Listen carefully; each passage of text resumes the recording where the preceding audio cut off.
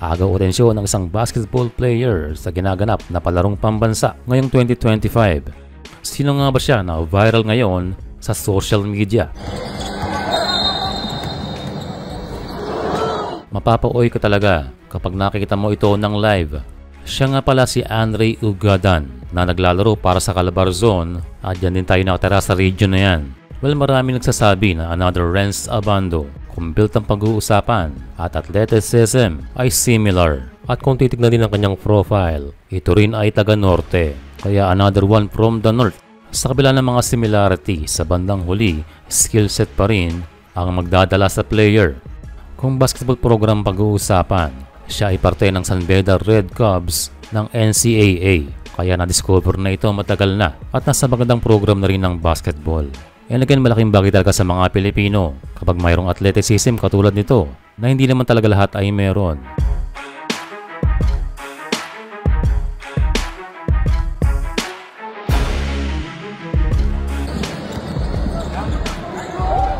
Pagdating sa ibang area ng kanyang laro, syempre anyone can shoot pero malaking bagay yan kapag kanyang na-develop dahil magko-complement yan sa kanyang athleticism at nagagamit niya rin sa kanyang airness ang mga pasa katulad nito pero minsan ang gigigil.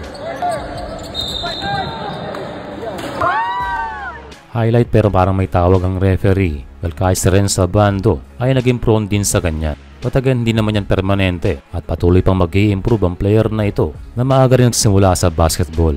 May mga nagsasabi na rin na pwede rin daw ito sa Gilas. Sa nagaganap na siyaba ay hindi na ito pwede base sa pusang Quezon Best Highlights ay 18 years old na ito ngayong taon.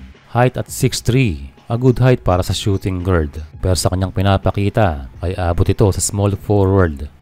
Sa ngayon ay mas magandang mag-concentrate po na ito sa NCAA or UAAP katulad lamang ng ginawa ng ilang player like Abando na kung saan doon siya nakilala. Sa ngayon ay nakuha niya ng atensyon ng social media. Ang kailangan niya na lang gawin ay ipakita ang kanyang laro at patuloy na pag-i-improve along the way sa mga area ng kanyang game.